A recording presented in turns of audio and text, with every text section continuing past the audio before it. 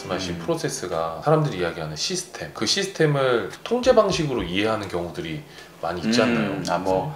저 체크하고 확인하고 뭐 그런 것도 전혀 없으면 안 될 것 같아요. 근데 일방적인 통제 방식이 아니라 사람들을 참여시키고, 이 변화에서 가장 중요한 건 이제 자기 결정성이라고 해요. 자기가 스스로 선택할 때 훨씬 더 성과도 높고 책임감도 올라가잖아요. 구성원들의 자기 결정성을 높이는 게 되게 중요할 것 같아요. 그 안에 구성원들을 참여시켜서 그 과정 안에서 구성원들이 아이디어를 내고 그런 것들을 같이 공감하면서 방법을 고민해보고 이럴 때 훨씬 더 이게 지속성이 있잖아요. 이벤트는 일회성이지만 프로세스는 이제 지속성인 거죠. 그게 좀 중요하다고 봐요. 그 다음에 이제 변화 성공은 매니지먼트에 좌우된다. 아까 얘기했던 똑같은 거예요. 그렇죠? 대부분 이제 조직에서 리더들이 매니지먼트는 잘 배워요. 근데 리더십은 잘 배울 기회가 없는 거죠. IBM 가치연구소에서 2014년에 1,400명 정도를 대상으로 이제 기업에 있는 변화 관리자들, 변화의 체인지 에이전트 대상으로 설문조사했는데 실제 기업의 20%만 변화 관리에 성공하고 있고 그리고 대부분의 이제 조직의 중간 관리자들이 변화를 리딩할 수 있는 그런 역량이 갖춘 사람이 60% 정도는 아예 그런 걸 갖고 있지 않다. 40%만이 갖고 있다. 저는 뭐 중간 관리자들이 너무 중요한 것 같아요. 왜냐하면 구성원들의 그 인접한 거리에서 직접적인 영향을 주잖아요. 조직의 중간 관리자들이 변화를 지지하고 변화를 이끌어갈 수 있는 능력을 갖춘 사람들이 많은 조직이 변화에 성공했더라. 이게 이제 핵심인 것 같아요. 변화에 있어서 중간 관리자들의 역할에 대해서 좀 간과해오지 않았나. 변화하면 본사의 변화 추진팀이 추진하고 뭐 이런 정도로 가이딩 콜리션 체인지 에이전트라고 하잖아요. 뭐 이런 친구들이 이제 모여가지고 전사적으로 추진하는데 중요한 건 이제 중간에 중간 관리자들이 하나의 벽이 되는 거예요. 위에서 뭐 이렇게 내려오고 뭐 워크숍 한다 뭐 모여라 하면 중간에서 그러는 거죠. 뭐 실적도 안 좋은데 무슨 맨날 워크숍이고 변화야. 뭐 당장 목구멍이 포도청인데 뭐 이런 얘기를 하는 거죠. 중간 관리가 너무 중요한 것 같아요. 그 방금 말씀하셨던 변화 관리자라는 걸 얘기를 하셨잖아요. 체인지 에이전트. 이게 보통 일반적으로 다 그 조직 내에 존재하는 분들인가요? 저기 조직 변화를 추진하는 기업이라면 이제 체인지 에이전트를 선발을 하죠. 핵심 인력으로. 그래서 그 사람들이 이제 뭐 어떤 변화 이슈 주제도 정해서 현업에서 그런 것들을 뭐 추진하기도 하고 실행하기도 하고 촉진하기도 하죠. 약간 TF 같은 형태인가요? 근데 이제 변화에 성공하려면 체인지 에이전트가 반드시 필요하다고 해요. 변화 선도 그룹이. 그래서 이제 그 사람들이 이제 전체적으로 문화를 만들어가는 역할을 하는 거죠. 그런 사람들은 보통 어떤 사람들이 되나요? 조직에서 핵심 인력들이죠. 특히 중요한 게 뭐냐면 이제 그 체인지 에이전트를 선발할 때 할 일 없는 사람, 그죠? 한직에 있는 사람 뽑아가지고 TF라고 구성해놓으면 구성원들이 벌써 이제 시그널을 읽는 거예요. 이거 중요하지 않다. 그래서 그 팀에 누가 소속돼 있느냐가 중요하군요. 그래서 변화를 추진한 집단이 조직에서 신뢰받고 그다음에 영향력 있는 사람들로 구성하는 것이 가장 중요합니다. 그 다음에 이제 조직 변화는 선형의 과정이다 이렇게 착각하는 거예요. 뭐냐면 한번 시작하면 그냥 쭉 해서 끝난다 라고 생각해요. 그걸 그렇게 가야 된다고 생각하거든요. 중간에 뭐 퇴행이나 뭐 여러 가지 일들이 발생하는데 그런 것들을 인정을 잘 안 하는 거죠. 근데 당연하다는 거죠. 조직 변화는 퇴행을 반복해요. 그러니까 잘 가다가 갑자기 후퇴하기도 하고 저항에 막히기도 하고 근데 그런 것들은 굉장히 당연한 거거든요. 그래서 그런 퇴행이나 원래대로 돌아가는 것들을 좀 당연하게 받아들이고 인정하면서 변화를 추진하는 거. 그래서 변화는 선형의 모델이 아니고 나선형의 모델이다. 퇴행이 당연하다고 말씀하셨잖아요. 당연한 건가요? 당연하면 안 되는 거 아닌가요? 당연한 거죠. 왜냐면 조직 변화라는 것은 사람들의 행동을 바꾸는 거잖아요. 행동이 한 번에 바뀌나요? 우리가 뭐 어떤 습관을 들이는 데 있어서 아주 극히 일부의 사람들은 한 번에 바뀌기도 하지만 대부분은 뭐 하다가 그만두고 다시 하고 그래서 다 먹고 사는 거잖아요. 헬스클럽도 먹고 살고 학원도 먹고 살고 그죠?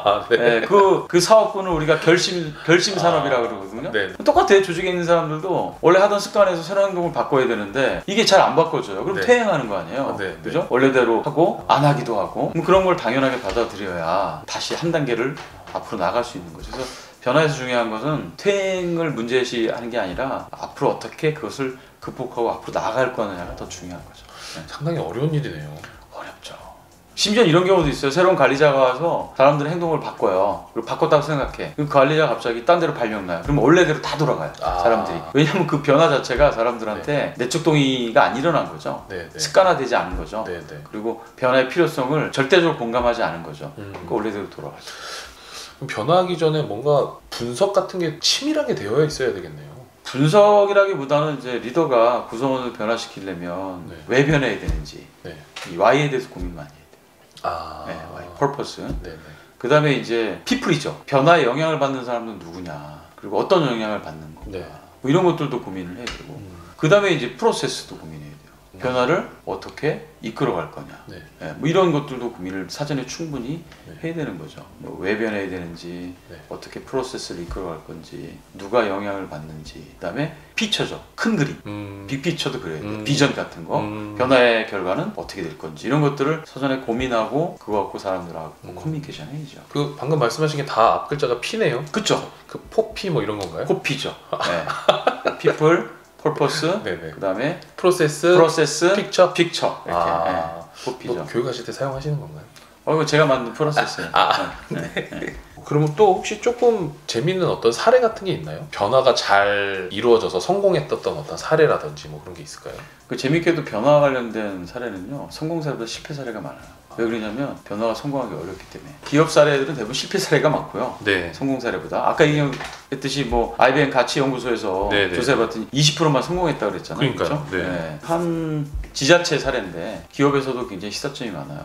그러니까 뭐 한 50년, 반세기 정도를 네. 확신하기 힘들었던 게 뭐냐면 그 뭐 하천, 계곡에 이제 불법 건축물들 있잖아요. 아, 네네. 이게 굉장히 힘들었거든요. 변화를 만들기가. 왜냐하면 이제 생업과 관련돼 있죠. 그렇죠. 그리고 오랫동안 이제 해왔기 때문에 관성적으로 이제 현재 상태를 유지하려는 것도 있고, 그 다음에 이제 대부분 지자체에 이제 계시는 공무원들하고 지역 주민들하고 대부분 이렇게 뭐 그런 인간적인 관계들이 있기 때문에 네네. 예, 뭐 단속한다 그러면 이제 쉽게 뭐 뭐 반짝하고 없어지고 네. 다시 뭐 하고 이랬는데, 한 지자체 남양주시에서 그거를 변화를 만들었거든요. 근데 그게 어떻게 이게 가능했냐면 제가 보기에는 좀 비전을 제시했던 것 같아요. 그 다음에 이제 시대적 환경도 중요하잖아요. 네. 사람들이 의식 수준이 높아져가지고 네. 이 자연 보호에 대한 환경 보존에 대한 의식들이 높아졌잖아요. 뭐 그런 것도 이제 영향이 있고, 그래서 변화는 이제 환경, 사람들의 의식 수준도 굉장히 중요한 것 같은데, 어쨌든 비전을 제시했는데 뭐냐면 하천을 시민에게 돌려주겠다. 되게 이름도 의미 있는 것 같아요. 하천 정원화 사업, 하천을 정원화하겠다. 집에 이게 뜰처럼. 네, 네. 이런 어떤 비전을 만들고, 그다음에 이제 계곡이나 하천에 불법 네. 건축물을 짓고 영업하던 사람들하고 16회 이상의 그런 커뮤니케이션 하고 워크숍을 했어요. 그랬군요. 재밌었어요. 뭐가 재밌냐면 네. 그 불법 영업하던 주민들, 상인들을 그 모시고 와가지고 네. 워크숍을 했대요. 근데 워크숍을 어떻게 했냐면 쉽지 않을 텐데. 내부에 불만이 많잖아요. 그러니까. 근데 뭐 안티팬들 모아놓고 네. 뭔가를 결과를 내기가 그렇죠. 쉽지 않잖아요. 그러니까 이제 뭐 그런 얘기를 했겠죠. 이걸 왜 해야 되는지 필요성이나 이런 것들은 충분히 얘기했을 거고, 워크숍의 주제가 뭐냐면 5년 뒤 어떤 하천이 되길 바라는가, 계곡이 어떻게 변하길 바라는가. 근데 사람들은 사실은 다 바람직하게 변하길 바라잖아요. 그러겠죠. 그러니까 이분들이 물이 깨끗해졌으면 좋겠다, 네. 뭐 이런 자기들이 바람을 막 쓰면서 네. 뭐 이렇게 해서 변했으면 좋겠다. 네. 그럼 뭘 해야 되냐 보니까 네. 결국 불법 건축물을 철거를 해야 되는 거죠. 본인들이 불쾌하지만 이렇게 긍정적인 생각을 하게 되는 거에 묘한 그런 느낌을 가졌대요. 결국 이제 뭐 잘 설득해가지고 뭐 근데 그 똑같은 분들을 16번을 만난 건가요? 그렇죠. 아, 그 정도면 거의 사인 아닌가요? 워크숍하고 뭔가 예. 긍정적인 이 결과를 내라 뭐 이런 것보다는 그냥 우리가 이렇게 할 거니까 그냥 너네 이렇게 해라, 약간 그런 뭐 그런 것도 있고요. 근데 예전엔 그랬대요. 그러니까 이제 조직에도 비슷한데 갑자기 뭐 해라 이렇게 네. 하면 사람들이 당하거나 저항하잖아. 이게 아니고 미리 얘기한 거예요. 내년에는 영업하기 힘들다. 기존에 어떤 관행이었냐면 네. 갑자기 여름에 단속하는 거예요. 그게 아니고 1년 전부터 네. 내년에는 영업하기 힘들 거다. 미리미리 준비해라. 네. 내년에 반드시 우리 이걸 집행할 거고, 저희들하고 잘 협조하게 되면 훨씬 더 당신들이 나중에 이익이 될 거다. 뭐 이런 식으로 이제 비전도 제시하면서 사전에 충분히 이제 기간을 두고 얘기를 한 거죠. 설득하고. 네. 그런 게 어떻게 보면 16번을 그렇게 만나려고 했다는 것 자체도 되게 의미가 있네요. 사람들이 납득하고 이해할 수 있을 때까지 계속 만나준 그렇죠. 거잖아요. 현장에 가서 만나고, 물론 이제 굉장히 저항도 좀 심했겠죠. 그렇죠. 근데 그런 것들을 계속 설득하고 만나고, 공권력을 일방적으로 밀어붙인 게 아니고 합의와 설득, 갈등 해결의 과정이 있었던 거죠. 저는 그게 굉장히 시사점이 크다고 봐요. 그 기업 안에서도 그런 것들이 가능할까요? 충분히 가능하죠. 왜냐면 자기 생존과 관련된 그 하천 정원화 사업도 그것이 가능했고, 50년 이상을 변화가 어려웠던 건데 굉장히 오래된 숙제잖아요. 조직의 변화들은 구성원들이 충분히 이제 그런 거에 대한 애티튜드가 있기 때문에 사전에 충분히 준비하고 커뮤니케이션 한다면 충분히 가능하다고 봐요. 더 체인지 책을 읽어주실 분들한테 네. 뭐 한 말씀 전달해 주신다면 어떤 얘기 해주시면 좋을까요? 이 책은 그냥 뭐 이론적인 책이 아니고요. 사실 책을 쓰면서 현업에 있는 중간 리더, 뭐 임원들하고 굉장히 제가 커뮤니케이션 많이 했어요. 인터뷰도 하고. 쓰시면서? 네. 그리고 이제 그 안에 진행됐던 사례들도 있거든요. 그런 사례를 통해서 어떻게 이 변화를 진전시킬 수 있는지 구체적이고 실용적이고 또 이론을 또 백업해서 썼기 때문에 읽어보시고 적용한다면 굉장히 도움이 많이 될 것 같아요. 그래서 굉장히 현실적인 책이다. 그동안 다루지 않았던 구체적인 그런 실행 스킬도 많이 다루기 때문에 네. 꼼꼼히 읽어보시고 스텝 바이 스텝으로 적용한다면 도움을 많이 받을 수 있을 것 같아요. 네. 중간 관리자분들 특히 포함한 그리고 뭐 다양한 분들 경영자들 중간 관리자한테 선물해 준다면 너무 좋겠죠. 본인들의 메시지를 대신 전달하는 그런 효과가 있을 것 같아요. 네. 알겠습니다. 저희도 기대 많이 한번 해보도록 하겠습니다. 네. 오늘 시간 내주셔서 감사합니다, 박사님. 네, 감사합니다. 고맙습니다. 네.